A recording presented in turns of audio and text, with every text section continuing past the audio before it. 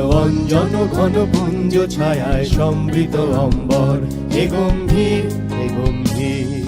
বনলক্ষ্মীর কম্পিত কায় চঞ্চল অন্তর, বনলক্ষ্মীর কম্পিত কায় চঞ্চল অন্তর, ঝঙ্কৃত তার ঝিল্লির মঞ্জির, ঝঙ্কৃত তার ঝিল্লির মঞ্জির, হে গম্ভীর হে গম্ভীর।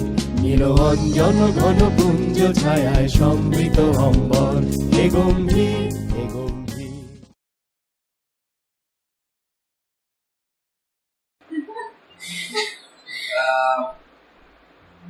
আমারটা আমি বলি না, মানে ছেলে আমাদের না চিজি তাহলে তুমি তো বলে দেবে সব। আচ্ছা তুমি বলো। আচ্ছা না আরে না you can share and then সে।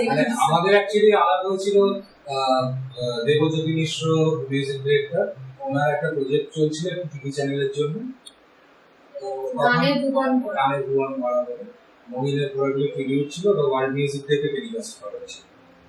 তো ওখানে আমরা রিহার্সালে গিয়ে প্রথম ওর সাথে আলাপ, তো তারপরে কাজকর্ম হয়ে যাওয়ার পর একটা বন্ধুত্ব তৈরি হয়, আস্তে আস্তে আরো অনেকে ছিল। তো সেখান থেকে তখন আমাদের মধ্যে কোনো প্ল্যান ছিল না যে একসাথে কাজ করবো বা কিছু, ওই জাস্ট আড্ডা গান এইসবই চলতো। তো তারপরে না মানে সেই অনুষ্ঠানটাতে অনেকেই ছিল,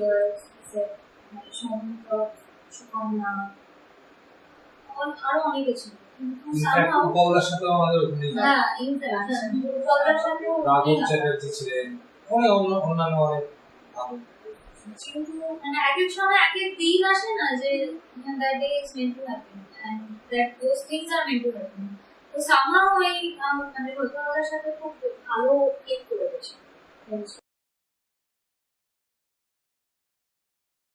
অ্যাকচুয়ালি গানটা আমার হয়ে ইচ্ছে আমার বাড়ির লোকেদের জন্য, আমার বাড়ির লোকেদের এখনো মানে মা বাবা দুজনেই গান, মা আর আমার দিদা অ্যাসেম্বলি দিতে গান করে। আচ্ছা, তো সেই দিক থেকে যখন আমি ক্লাস 8 এই সময় পড়ি তখন আবার আমি গান শেখা শুরু করলাম, কিন্তু ক্লাসিক্যাল আমার খুব একটা তখন ইন্টারেস্ট পেলাম না। এখন যেমন মনে হয় যে ক্লাসিক্যাল আরো আমার অনেক বেশি। তুমি শিখেছো ক্লাসিক্যাল? তো শিখেছো নিশ্চয়ই।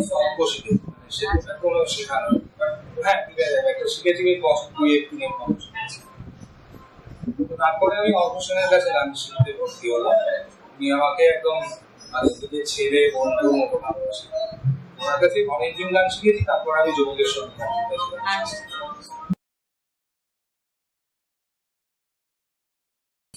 স্কুলে আমার অতটা ছিল না, কারণ ওই আমি যে বললাম একটু লজ্জা পেতাম, আমি স্কুলে পার্টিসিপেট করতাম না।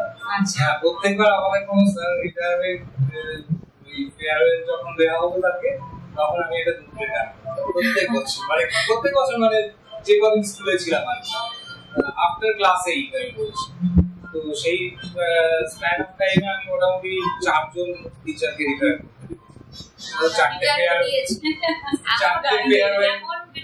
ফেয়ারওয়েল সং গাইতে হয়েছে। আর কলেজটা তো পুরো চুটিয়ে গান বাজনাই করেছে। ইনফ্যাক্ট কলেজের জন্যই ওই কলেজ ক্রাউডরা আমাকে একটা স্টার দিয়েছিল আর কি, মানে দরজায় দরজায় আমার নাম লেখা থাকতো, এরকম একটা ব্যাপার ছিল। তো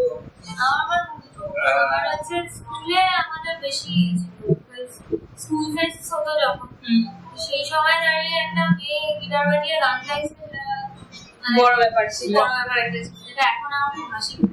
কিন্তু আমি এই সময়টা আমি খুব এনজয় করেছি, এনজয় করেছি। আর আমার স্কুল আমাকে খুব আমাদের খুব সাপোর্ট করতো, খুব যে না মানে এক্সট্রাকুলার অ্যাক্টিভিটিস করার জন্য। কলেজে গিয়ে অ্যাকচুয়ালি অতটা না, বিকজ ইনফ্যাক্ট আমার মাথায় যে গান করার ব্যাপারটা যে গ্রুপটা ঢুকলো, সেটা কিন্তু কলেজের ক্রাউডের এই রিয়াকশনটা দেখে আমার মনে হয়েছিল যে সত্যি এত লোক আমার গান শুনে এত ভালো হবে, আমি কি আমার কি প্রফেশনালি গান করা উচিত। কিন্তু সেটা আলটিমেটলি তখন হয়নি, কারণ বাড়ির একটা ইচ্ছা ছিল যে আমি একমাত্র ছেলে চাকরি করব।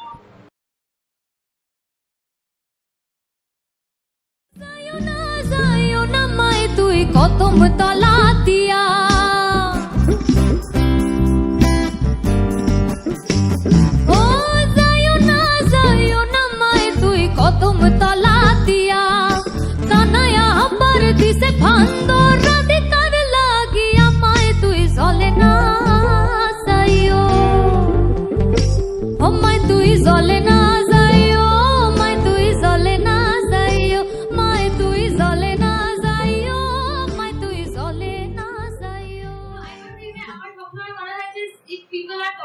someone, then there has to be a reason why they're talking.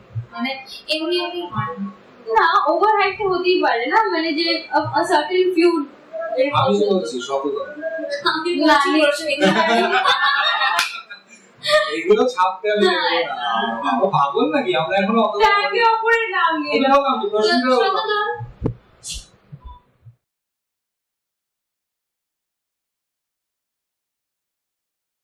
Film মিউজিকটা যেমন চলছে চলুক, তার সাথে নন ফিল্ম মিউজিকটা অনেক বেটার পাবলিসিটি করা উচিত এবং সেটাকে নিয়ে অনেক বেশি ভাবা উচিত। মানে এটা যদি পুরোনো দিনেও দেখো, ফিল্ম মিউজিক নিয়ে বরাবরই মাতামাতি ছিল, কিন্তু তার সাথে সাথে যারা ফিল্ম মিউজিক করছেন, যেমন কিশোর কুমার, হেমন্ত মুখোপাধ্যায়, মান্না, তাদের নন ফিল্ম মিউজিক গুলো কিন্তু সমানভাবে তাদের পপুলার ছিল। কিন্তু এখন একটা মানে প্রচন্ড খারাপ একটা সিচুয়েশনের মধ্যে দিয়ে যাচ্ছে, যেটা পুরোপুরি চেঞ্জ হওয়া হবে। Non film and film music parallelly চলে।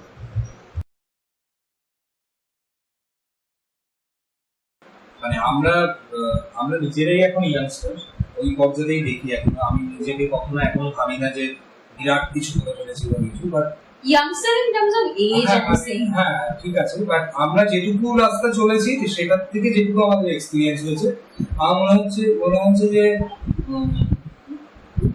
মানে যেহেতু আমরা কনসার্ট করে করে অনেকটা আমাদের রাস্তা পরিষ্কার হয়েছে, এগোতে সুবিধা হয়েছে।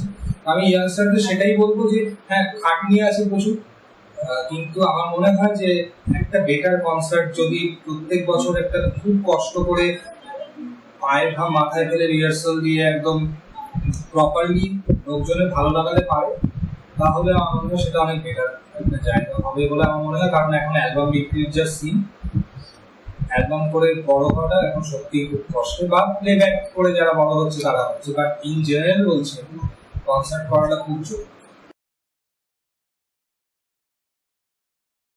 যদি হতে আমি বলাকার মতো কথা মেলতাম, তুমি ময়না এখন যদি হতে জল খাবারে লুচি বেলতাম, ময়না এখন যদি হতে জল খাবারে লুচি বেলতাম।